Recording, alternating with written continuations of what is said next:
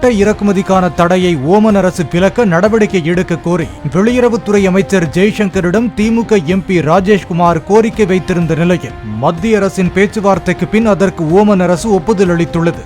Oman துறைமுகத்தில் நிறுத்தி வைக்கப்பட்டுள்ள கப்பலில் 40 கண்டெய்னர்களில் உள்ள 2 கோடி முட்டைகளை இறக்குமதி செய்ய ஒப்புதல் தெரிவித்திருப்பதால் நாமக்கல் கோழி பண்ணை உரிமையாளர்கள் நிம்மதி அடைந்துள்ளனர். கடந்த ஒரு வார காலமாகவே இது இந்த 5-6 நாளாகவே பார்த்தோம்னா நம்ம ஓமன் நாட்டிலிருந்து இங்கிருந்து போன முட்டைகள் கண்டெய்னர்கள் அங்கே போர்ட்டில் அன்லோடு போர்ட்டில் இருந்ததை தவிர நாட்டுக்குள்ளே அனுமதிக்காமல் நின்று கொண்டு இருந்தது. இன்னும் இன்னொரு 11 கண்டெய்னர்கள் இன்னும் செயலிங்கில் போயிட்டு இருக்குது.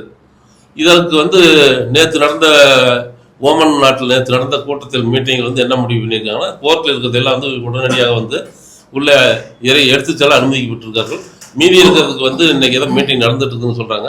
பட் அது நம்ம மாவட்ட கலெக்டரும் அதுக்கு இன்னைக்கு ஸ்டெப் எடுத்து அந்த செயலியில் இருக்கிற கண்டெய்னரையும் எடுத்துடணும் அப்படிங்கிற மாதிரி கோரிக்கை விடுத்திருக்கிறாங்க. அதுக்கு சீஃப் செக்ரட்டரி எல்லாத்துக்குமே அந்த ஆன்லைனில் நடந்த மீட்டிங்கில் அதன் வாயிலாக சொல்லியிருக்கார்கள்.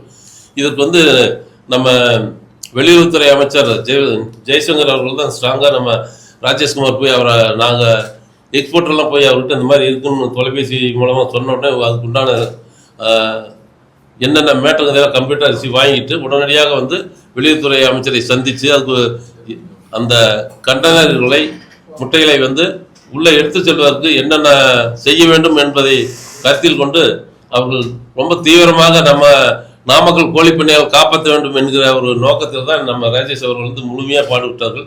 கூட அவருக்கு மாவேஸ் எம்பி அவர்களும் அவர் கூட சென்றிருந்தார்கள்.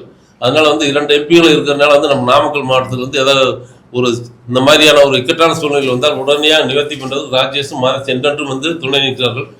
அது மட்டுமல்லாமல் மீண்டும் இன்னும் இந்த கத்தாரில் ஒரு சில இந்த சைஸ் பிரச்சனைக்காக ஏஏஏ கிரேட் அப்படிங்கிறதெல்லாம் கேட்டுக்கிறாங்க.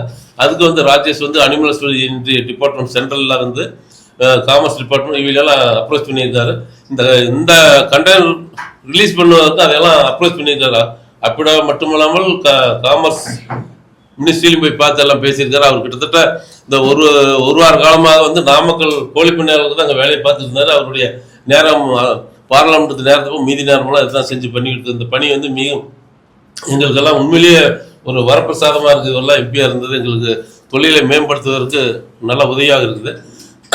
அதுக்கு இந்த கத்தாரில் அந்த சைஸ் பிரச்சனைக்கு விரைவில் ஒரு தீர்வு காண்பதற்கு ராஜேஷ் அவர்கள் அப்பிடா காமர்ஸ் செக்ரட்டரியில் அணுகியிருக்கார்கள். அதுக்கு விரைவில் தீர்வு காணப்படும் என்று ராஜேஷன் சொல்லியிருக்காரு.